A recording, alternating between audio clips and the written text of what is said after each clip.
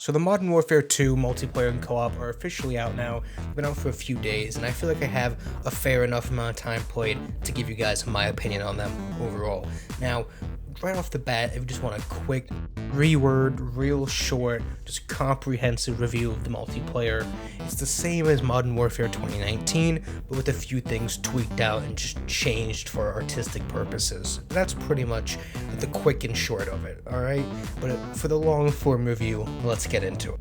So there's three things that make a Call of Duty game: the weapons, the maps, and the progression, right? And each of those things have tiers within them that are more important than the other, but let's start with the maps. So there's around 10 maps here, depending on how you break it down in the 6v6 game modes. Now when you get into the big ground war game mode and other types of game modes, there's more maps and less maps, and then they'll be adding maps obviously as new content drops and all of that stuff. And then there's repeated maps from the past in certain modes, like in co-op for example, and we'll get into all of that. But for the most part, you have 10 new maps here, and these are typical Call of Duty maps for the most part.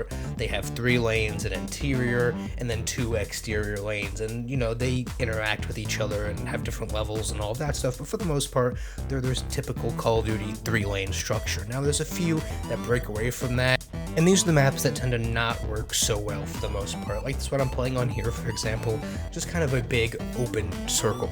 And while for long-range players like snipers or battle rifles or even some assault rifles, it works well, if you're using anything else, you don't stand a chance. Now, of course, this is currently one of my favorite maps just because of the way I play, but I can see a lot of people hating on this map, and I'm always loading into this map with the lobby half full or half empty, halfway through the game, stuff like that, so this will definitely frustrate some people. But for the most part, it's your typical Call of Duty arrangement of maps. There's some really good ones, some really bad ones, and the rest are in between.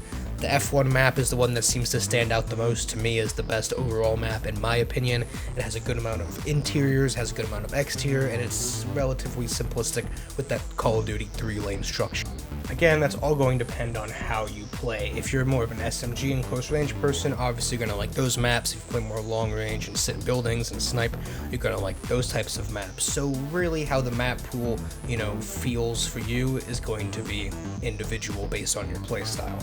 But something that's not so individual, let's talk about the array of weapons you have to choose from. Now, I feel like in at least recent history, this is the most weapon variety Call of Duty has given you, in terms of having a fair amount of assault rifles, battle rifles, SMGs, shotguns, sniper rifles, pistols, launchers, and melee. It's not going to blow your mind. It's not Battlefield 3 or 4 where you have hundreds of guns that are each distinct to each class and blah blah blah. It's not that. For the most part, it's your M4, your AK, both 7.62 and 5.54 variants, your AUG, your P90s, your Bisons, all of that good stuff. M870s, your typical sniper rifles. There's a few things here that are a bit different, but for the most part, it's those staple base guns that you know and love from every single Call of Duty game and really every shooter ever, and then with a few more things sprinkled in here and there. But let's talk about the actual customization itself, because this is the part that are going to have people 50-50. So instead of your typical Call of Duty range of progression, where you start with the M4 and it has, let's say, 30 attachments, and you unlock this red dot and this grip and this grenade launcher and this stock at level 4, 5, and 6, instead each attachment is tied to an individual weapon. So if you want this horizontal grip, let's say, you have to get the MP5 to level 4, even though you're trying to put it on the M4. If you want this red dot, well, the red dots are typically found on SMGs, so you have to get this SMG to level 7 to put it on your shotgun.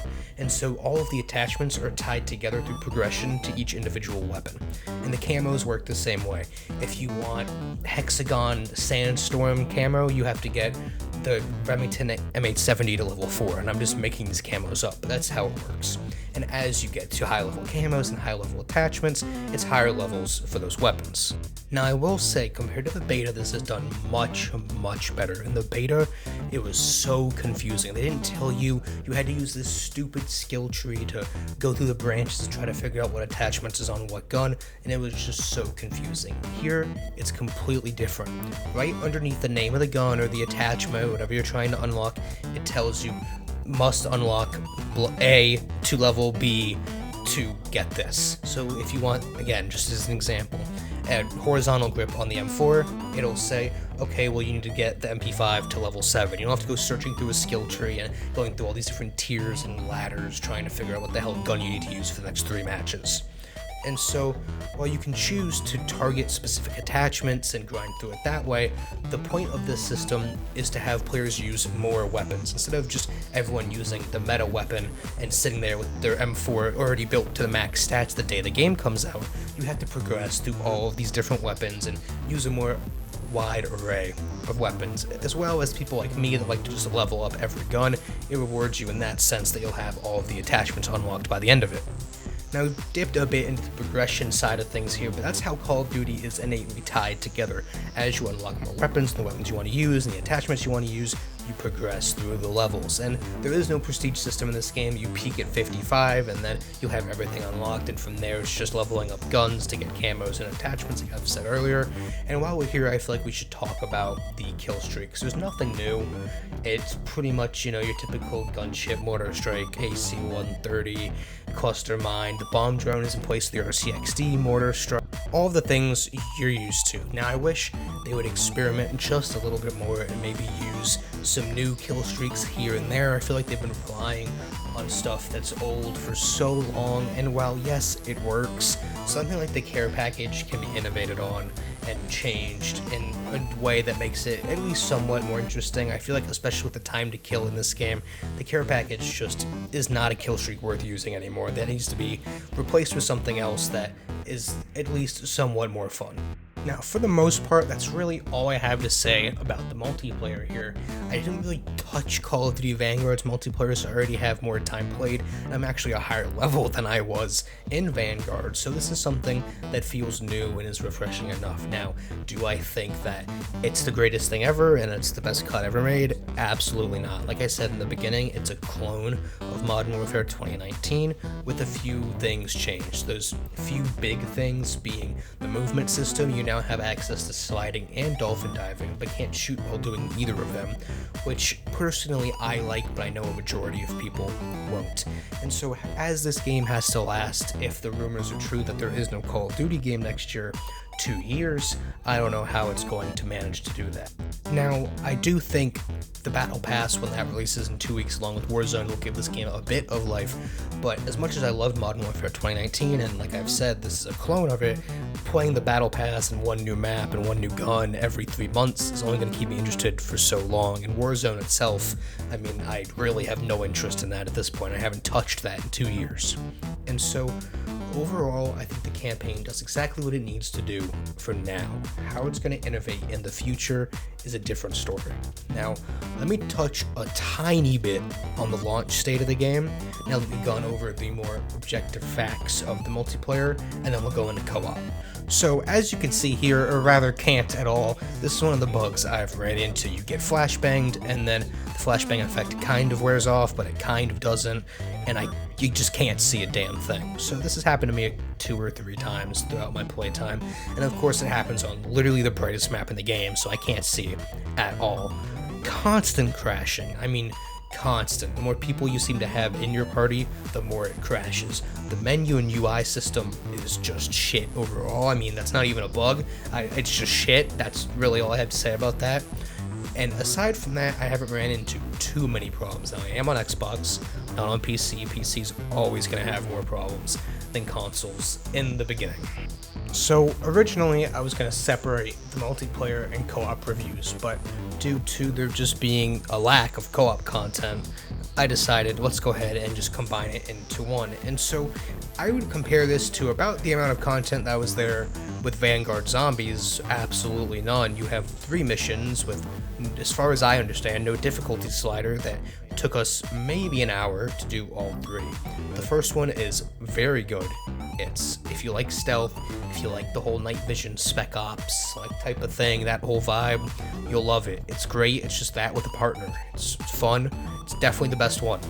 The second one from there is this really bad attempt at a vehicle mission where you have to get from point A to point B to point C to point D and destroy SAM sites while driving a car while getting shot at with RPGs. Now, at first, this is fine, but then it becomes a problem when they introduce helicopters and don't force you to take a rocket launcher, and you're just completely unequipped. They destroy your car, and then you have to walk from point A to point B to point C to point D, and you're having to constantly revive each other the entire way there.